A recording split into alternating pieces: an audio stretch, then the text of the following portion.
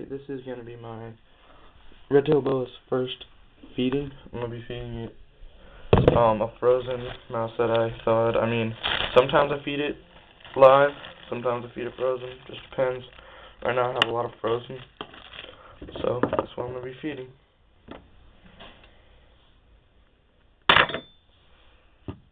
Okay.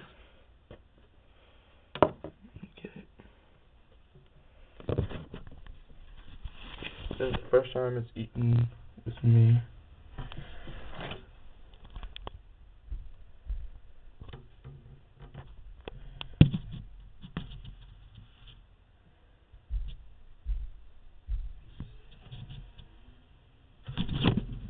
Got it. Okay, so that is constricting.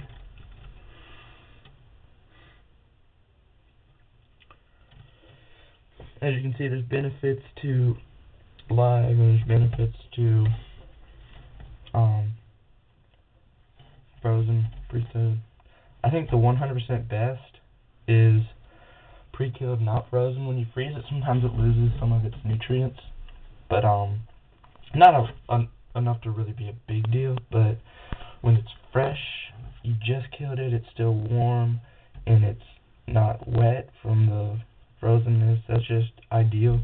I know it's fun to watch them constrict live prey, and I feed it live sometimes, but I feed other snakes that I have live sometimes. This is the first feeding for this one. But when I got this from the people, it had 2 bad bite marks on it, and it was not very good looking, especially one of them was a pretty big cut. It's healing up now, and it's not anything horrible, it's gonna go away in a shed, but it's just not good to put it through that. It was a really bad gash at first. But if you do feed live, it's just kind of irresponsible if you don't own this and you feed live, because it's gonna happen, they're gonna get bit. It's not a big deal unless you leave it overnight, and leave one overnight and it eats at it overnight. But if it gets a little of its scale, it's not gonna die. It's gonna heal up and go away in the next shed or two.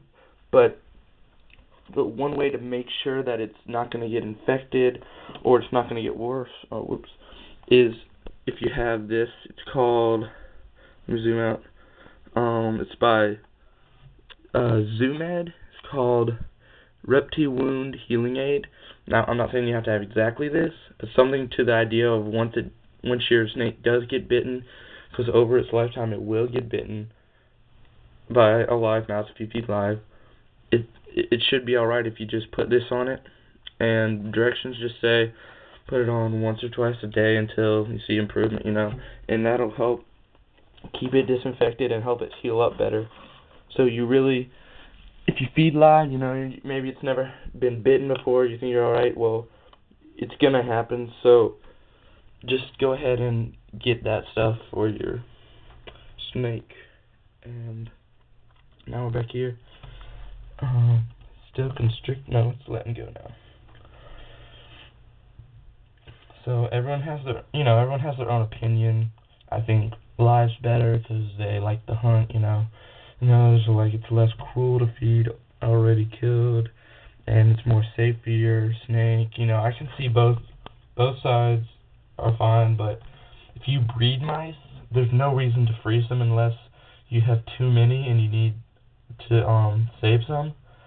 But if you breed mice like I do, I have some mice breeding tips and a video on that you can check out, but if you breed mice, you should do what I do, and that is sometimes feed live, and sometimes, maybe 1 out of 3 times you feed live, and the other 2 it's pre-killed, so it has all the nutrients, and it's warm, and you pre-kill it 5 minutes before you feed it to your snake.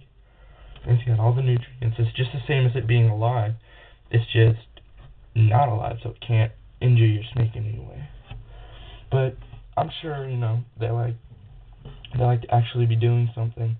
So it's fine if you feed alive one every once in a while. You don't have to listen to people that are like, oh, you should never feed them live because it could hurt them. It's fine.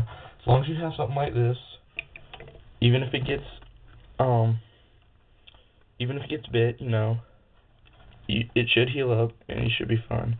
Just never leave a mouse overnight, a live mouse overnight with your snake, cause ooh man, bad stuff can happen. And I'll bring it back to this in a second, but let me show you something from my ball python book. This is like horrible. Zoom out. Okay. Sorry about that. This is my ball python book, and talks about all kinds of stuff really, but one was rodent bites. You see that snake right there? All that pink is where it used to be scales. This was just a normal ball python, and someone let a rodent in overnight with it, and that happened to it. It chewed it up. That is so nasty. So never leave a live rodent with your unattended with your snake. Alright. And it's working on it here.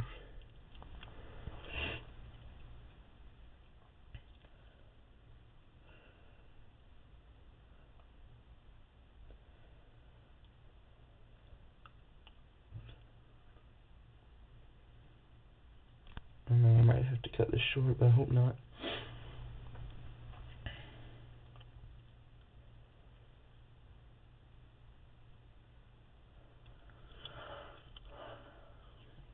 See, I'm not very good at editing. I'm learning, I'm working on it, but I just have a camera when I do this with, so I'm hoping to get a video camera sometime soon.